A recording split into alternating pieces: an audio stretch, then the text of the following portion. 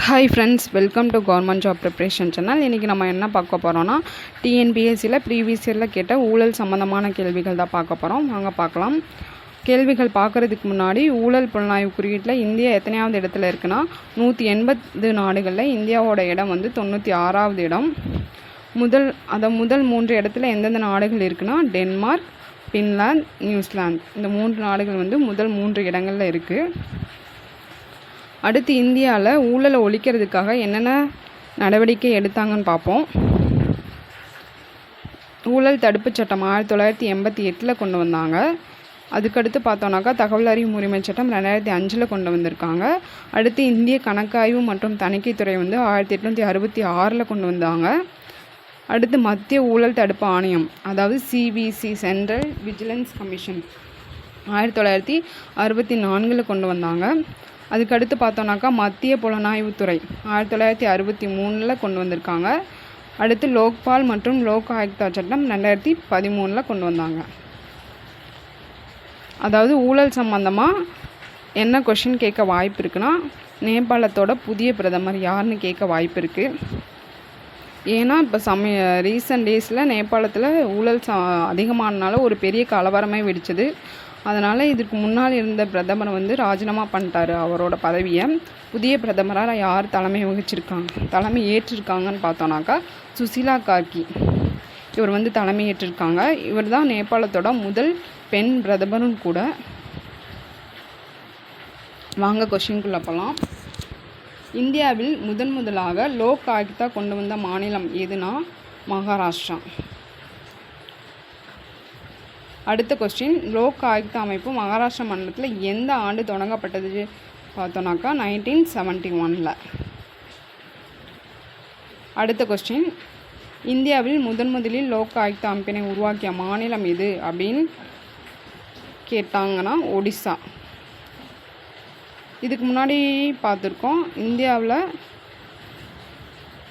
இந்தியாவில் முதல் லோக் ஆயுக்தா கொண்டு வந்த மாநிலம் எதுன்னு கேட்டால் மகாராஷ்டிரான்னு சொல்கிறீங்க, இங்கே ஒடிசான்னு சொல்கிறீங்கன்னு கேட்கலாம். அதாவது அமைப்பை உருவாக்கிய மாநிலம் ஃபஸ்ட்டு எதுனா ஒடிசா தான். ஆனால் சட்டமாக்கி ஃபஸ்ட்டு கொண்டு வந்த மாநிலம் எதுனா மகாராஷ்டிரா. அடுத்த கொஸ்டின், லோக் ஆயுக்தா உறுப்பினர்களை நியமனம் செய்பவர் யாருன்னா மாநில ஆளுநர். அடுத்த கொஸ்டின், கீழ்கண்டவற்றில் எவை லோக்பால் மற்றும் லோக் ஆயுக்தா இந்தியாவில் ஏற்படுத்தப்பட வேண்டும் என்று கூறியது அப்படின்னு கேட்டிருக்காங்க. இதுக்கு ஆன்சர் என்னன்னு பார்த்தோன்னா ஆப்ஷன் பி, நிர்வாக சீர்திருத்த ஆணையம். அதாவது முதல் நிர்வாக சீர்திருத்த ஆணையம். இது முதல் நிர்வாக சீர்திருத்த ஆணையம் யாரோட தலைமையில் அமைச்சாங்கன்னா மொராஜி தேசாய் காலத்தில் அவரோட தலைமையில் தான் அமைச்சிருப்பாங்க.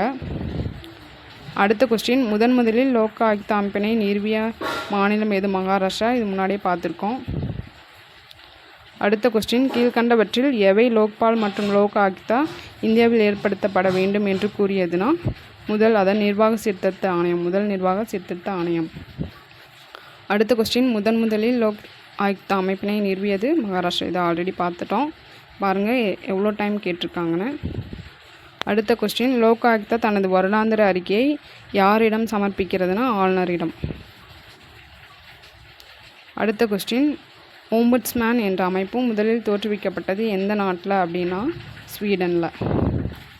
அடுத்த கொஸ்டின், லோக்பால் எனும் கூற்றை முதலில் உருவாக்கியவர் யாருன்னா லக்ஷ்மி மால் சிங்வி, அதாவது எல்எம் சிங்வி. அடுத்த கொஸ்டின், கீழ் காண்பவற்றை அதன் தோற்றுவிக்கப்பட்ட ஆண்டின் அடிப்படையில் சரியாக வரிசைப்படுத்துகன்னு கேட்டிருக்காங்க. இதுக்கு ஆன்சர் என்னன்னு பார்த்தோன்னாக்கா ஆப்ஷன் சி, மத்திய கண்காணிப்பு ஆணையம், அதாவது சிபிசி 1964, மத்திய புலனாய்வுக்குழு 1963, மத்திய தகவல் ஆணையம் 2005, லோக்பால் மற்றும் லோக் ஆயுக்தா சட்டம் 2013. அடுத்த கொஸ்டின், ஓம்புட்ஸ்மேன் என்னும் அமைப்பை முதலில் உருவாக்கிய நாடு ஸ்வீடன். இதுவும் ஆல்ரெடி பார்த்துட்டோம். அடுத்த கொஸ்டின், கீழ்கண்டவற்றில் எது லோக்பால் அமைப்பை பரிந்துரைத்ததுன்னா முதல் நிர்வாக சீர்திருத்த ஆணையம்.